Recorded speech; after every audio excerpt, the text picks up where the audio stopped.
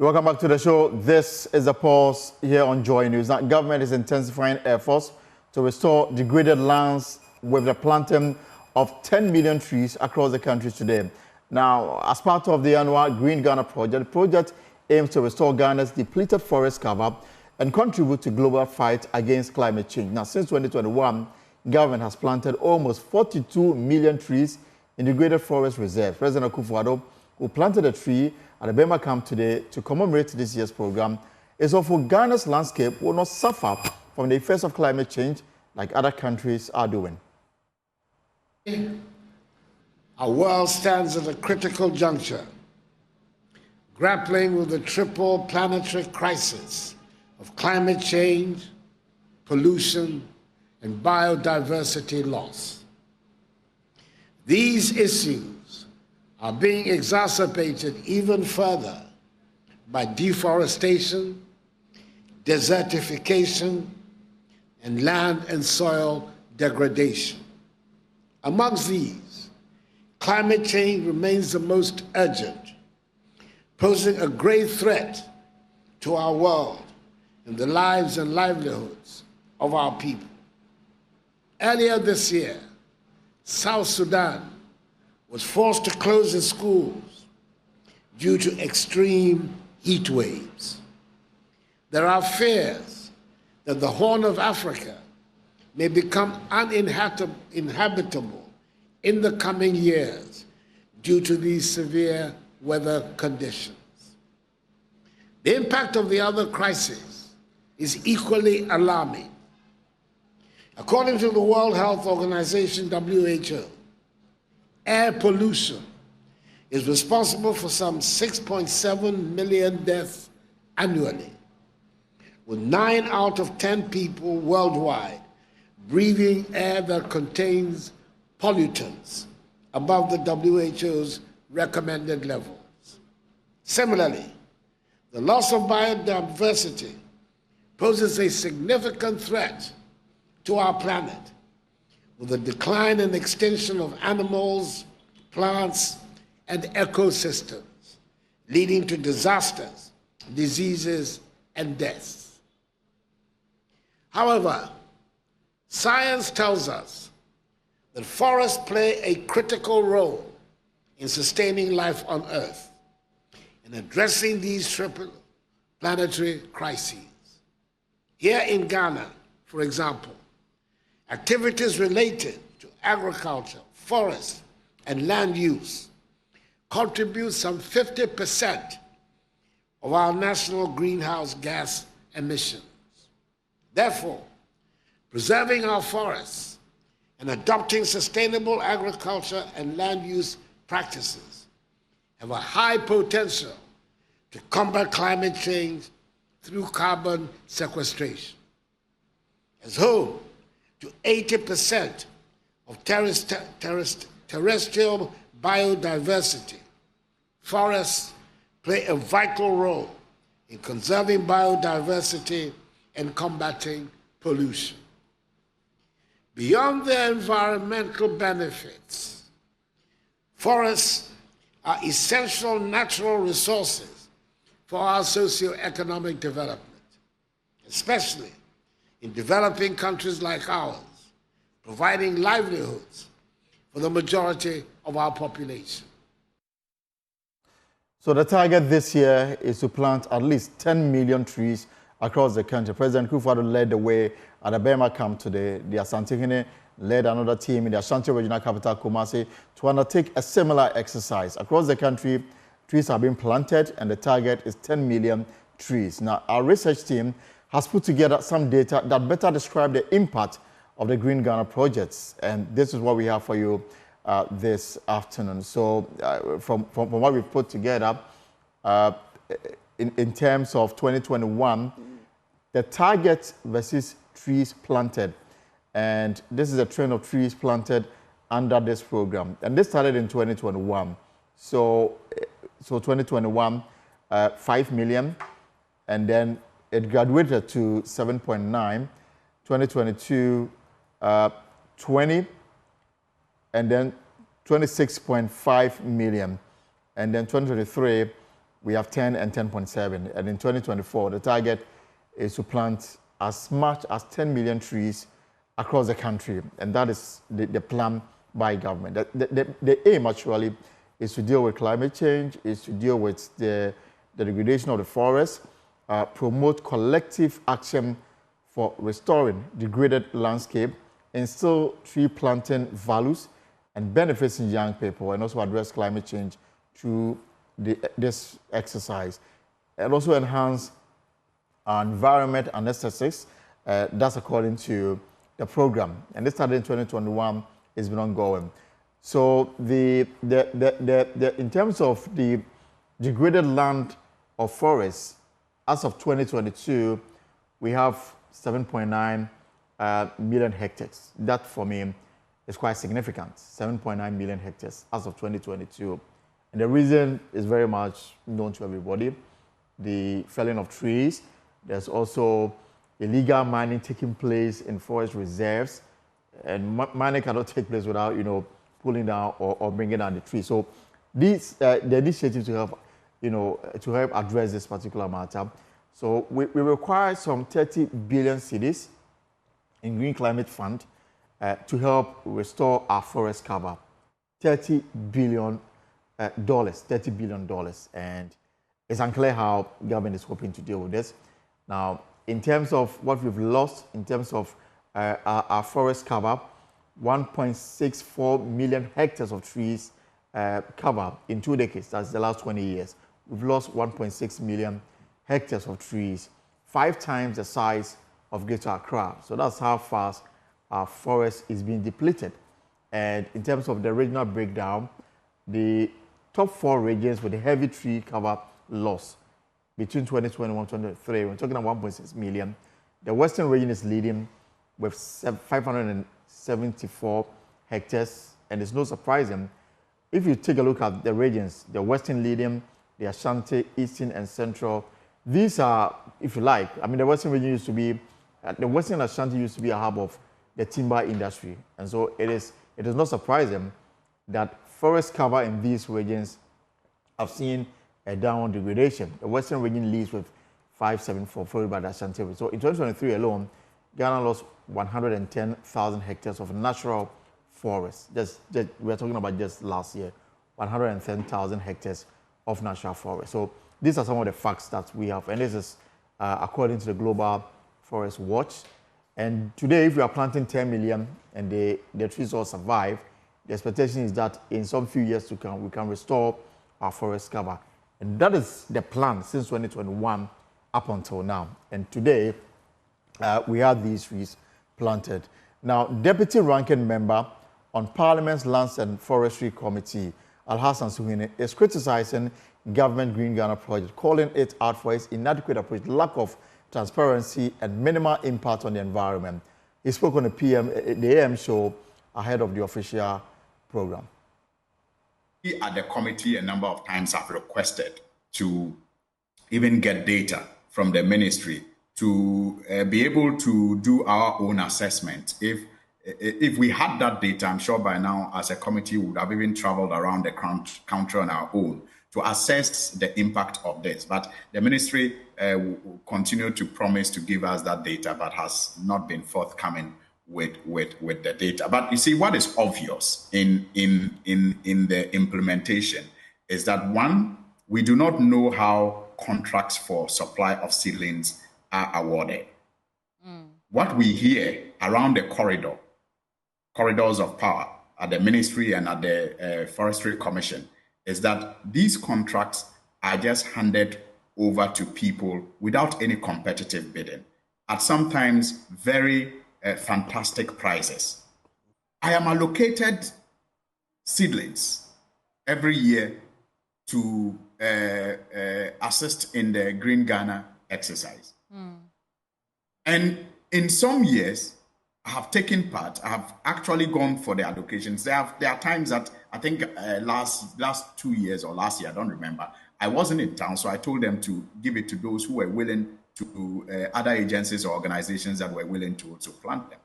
But I'm saying that no one has ever even come to me to find out where I have planted the trees that are allocated to me. And I'm sure it's same for many colleagues because MPs are usually given these allocations. Okay. No one has ever come to find out where did you plant the seedlings. So Al Hassan, and how are they performing? Al Hassan, yes. In a nutshell, it also means that if you have not been checked on in terms of the survival of your seedlings, then how can we say, I mean, how can even the figures we are bandying about be correct? Be correct. Right? Exactly. That is my point. Even if the seedlings I have been given, no one has come to find out how they are faring. No one has ever checked on where they were planted and how they are faring. And I'm sure I speak for many out there who have received these seedlings and perhaps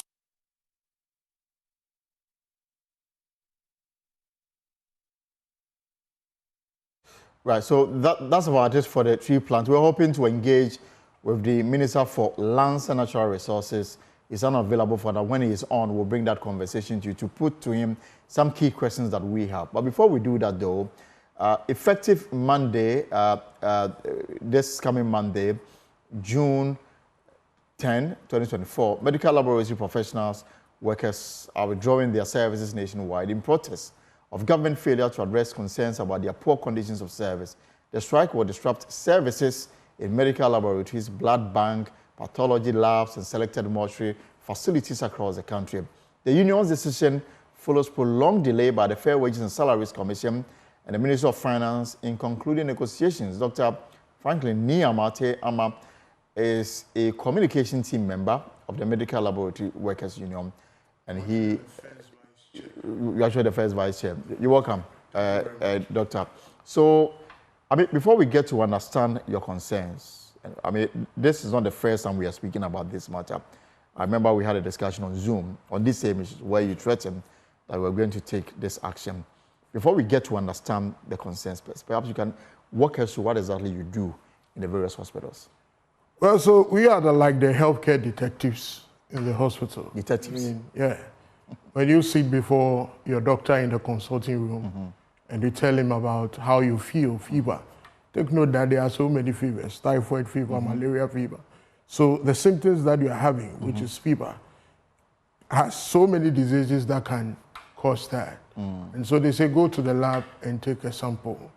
And so as a result of our analysis, we are able to tell exactly what is wrong with you. So we don't do guesswork. We say it as it is.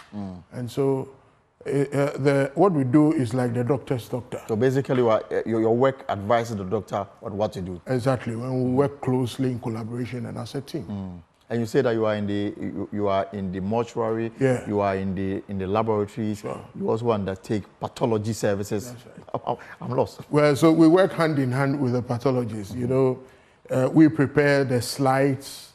You know, take it through various processes to be able to get what we call that small slide that the pathologist will view and give his impression. And so we work hand in hand.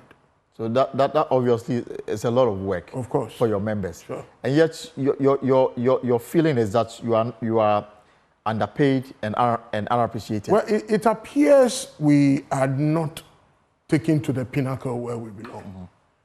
Because perhaps we are in the background. You know, it was COVID that brought us to the fore. And people got to realize that indeed decisions that are taken clinically hinges on the results that we produce. Okay. Because either two people will not be discharged from the hospital until their COVID test is negative. It was at that point that people realized our importance. And I think because you were the ones that undertook all the tests. Of course. Before and after. 70% of clinical decisions hinges on the laboratory results that we produce. And clearly you enjoy the windfall that government announced for frontline health workers. Well, some of us enjoy it, but it was not extended to some of us, even though we deserve same. So what is the problem now? So the problem now is that we are negotiating for our conditions of service for the past 2 years. And it looks like it's taking forever. Now take note that the conditions of service is a document that must be reviewed after 2 years. Right. And so if we are taking 2 years to negotiate for same, It tells you that the conditions of service is dead on arrival. Expired already. It's expired already. Therefore, on what conditions are you working now? So we are working on, of course, by law. The old one. The old one will continue to work, because take note that as time changes, it means that the thing should be revised so that you can be economically viable. So what we are using is making us, dead economically, because we are still doing the purchases like everybody.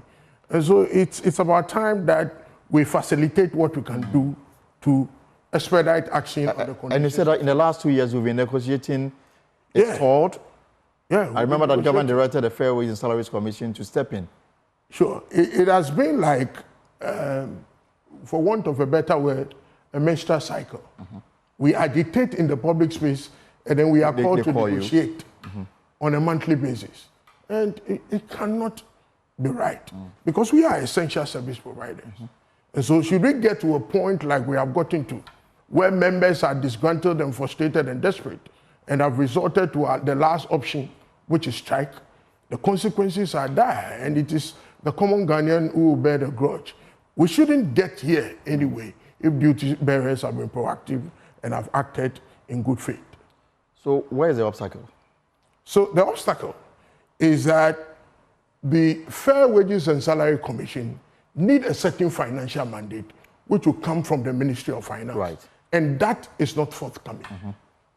Out of the 13 financial aspect of the conditions of service we submitted. We'll come to the issues. Sure. So they only have mandate for 2. And we think that it is not good enough. And you blame the Finance Ministry? Of course, they have to give the tangible. The clearance? Yeah. They have to give the tangible. What the Fair Wages engages in to see whether your arguments are solid and fair. And so to the extent that we submit very cogent argument and they think that what we have submitted is fair, and they are unable to extend same to us because there is a lack of a financial clearance, then I know that the problem couldn't have been coming from them, but from the Ministry of Finance. What's your proposal before government? So our proposal is something that I cannot discuss the detail, but it cuts across from the non-financial aspect to the financial aspect. The financial aspect is what has been dragging now, because we submitted 13 items, and only 2 is what the Ministry of Finance say they can get financial mandate for. And we think that it is... And these 2 are? Well, I'm unable to talk to the specifics because there are rules that say that you cannot discuss the details of the negotiation. But what I'm saying is that out of these 13, from where we sit, fairness is a function of effective comparison. So this clearly is enhancement in salary. Of course, it can only get better. It cannot get worse because things are moving on. And so we need to stay economically viable like any other worker. And you've given the government a range. Yeah, so it's a negotiation. What you submit in the proposal is not casting stone. Absolutely. So come and let's negotiate your jaw so that we come to a common ground. And so if it becomes clear that even the jaw session you are dragging your feet, it tells us that you are doing some delay tactics which is not in the interest of So if the Fair Wages and Salaries Commission is not getting the needed financial clearance, how come they are leading this? Then they should rather bring in the Finance Ministry to speak to you directly. Well, we, by law, deals with the Fair Wages and Salary Commission. Whatever they engage in to get the financial clearance so that they can come and talk to the tangibles, I do not want to concern myself with that. So it is up to them to ensure that they get the necessary tangible in hand to come and engage in this negotiation with us. So you told me what, 10? Say again? You just said that you have how many proposals you have before them? So the outstanding, those that have been flagged is 13. 13. And they submitted only 2. Only 2 they could negotiate. That is it. They could, and then so the other 11? So the other 11 is very important. So if we are in difficult times and you want to have conversation that where you cannot get all the 11, of course, it's a negotiation. We do not anticipate to get all the 13 anyway, even though they are very important. But come and let us have conversation so that which needs to be deferred into the next negotiation, we will agree. And that which is a no-go area that must be extended to us, you extend and then we move on. So Franklin, the non-financial proposal, what are they? So the non-financial proposals are some specific allowance that must come to us. Like what? Night allowance, overtime allowance? Well, off-duty like allowance? I said, I'm unable, but just to mention, there is something like fuel allowance in it. You are currently not enjoying? Say again? You are currently we are already on fuel allowance, but of course, you want know to that the S pump rates have gone changed significantly. So it needs to be revised upwards. Sure. And then? You are pushing for me to discuss the details, but take note that I am not supposed to do that. So you have a lot more that you need to deal with government. A lot more that must be extended to us if fairness is what the Fair Wages and Salary Commission is superintending over. Yeah, I mean, this week, for example, we're told that finally, you know, the public university lecturers, they are threatened to go on strike. I mean, they had this issue with government over acceptable salary and conditions of service for public university lecturers. In fact, they even had a proposal to government demanding that entry level should not be paid less than $2,000. Now, over the weekend, the Fair Wages and Salaries Commission and the public university came to an understanding, an agreement, acceptable by all parties. After negotiating for over a year, if you like. I'm wondering whether the same kind of seriousness is being given your case. Well, I do not think that we have been treated with that kind of seriousness. And that is why we have gotten to this point. And I can only urge duty bearers at this point that the only reason why we have rescinded our decisions over and over again is that we ourselves, we are not immune to the excesses of the strike when we embark upon them. But to this point, I mean, severally, you recall, right. We have had Zoom conversations about these things. Now our people have taken this resolve, that 17th, enough is enough. And you have alerted Fair Wages of this course, intention. we have served appropriate notices to everybody, including the Labour Commission, matter in this matter. Have you gotten response from any of them? Well, we are yet to get response. I mean, the response that we need is the tangible. So I want to believe that within this period, they are engaging extensively so that they come to table with the tangible. So that when we get to table, it will not be like the usual back and forth again, but we agree and move on. So what will happen on Monday if between now and Monday there's no intervention? You said this Monday, but it's not this Monday. Next week, Monday. Sure. So I believe that ample time have been submitted to duty bearers to act. Between now and 17th is enough time, especially when you are talking about essential service providers, for duty bearers to rally around so that we can solve this situation amicably. And the effect will be what? The effect will be that if they are unable to resolve the matter, then when the 17th looking at the effects at the hospitals. Say again? The effects of this action in the hospitals if it is carried through. So the effect will be dire. I mean, essentially, services will be withdrawn, and there could be loss of lives, ultimately. And the expectations are from now to the 17th. The expectation is that duty bearers should act expeditiously on the matter and call us to table. At the end of the day, it is negotiation that is our synovial. Our focus and our center of attraction is to get a condition of service for medical laboratory professionals and also get financial clearance for our young ones who have been working and have been engaged on non-mechanized basis in the various hospitals, and they are paid less. How? Well, so because we have need for these professionals, and government has not extended financial clearance to them, the managers of the various hospitals engage them on a casual basis. So basically paying from the internally and pay them funds. less, and pay for the internally generated funds. And pay them less. Of course. They are paid less. They don't have capacity to pay them fully as we are paid. So the contract is between them and the hospital. Of course. And you want this also rectified? Well, there are laws in this country that says that equal work for equal pay. And so to the extent that they do the same kind of work that we do, and at the end of the month, what is extended to me is not extended to them, I should be worried. It's not fair. Absolutely. I mean, before I let you go, what will be your final words to those who are expected to listen? Well, my final word, it will be to the Ministry of Finance. It is clear in our mind that you are not extending the needed financial mandate to the Fair Wages and Salary Commission to engage us properly. Please do so.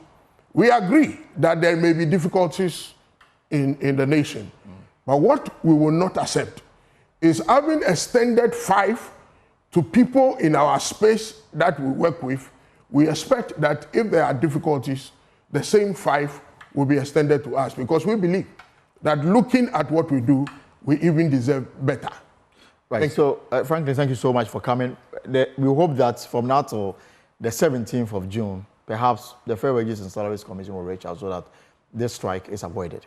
As reasonable as you are, you reckon that we have submitted ample time within which duty bearers should act. If they fail to act and you have reservations, the public has reservations, be careful where you direct your reservations to. They should blame the government. Exactly what it is, because they have not acted in good faith. All right, so Franklin Amam is first vice chair of the Medical Laboratory Professional Workers, and they've served notice that they will embark on an indefinite strike action beginning 17th of June 2024 over the failure of government to reach a decision with them on their conditions of service that expired some years back. They've been negotiating the last 2 years. They blame the Ministry of Finance, the Fair Wages and Salaries Commission for dragging on this matter. We'll keep an eye on this matter. There's time for government to act. And the hope is that they will do so before the expiration of the ultimatum given.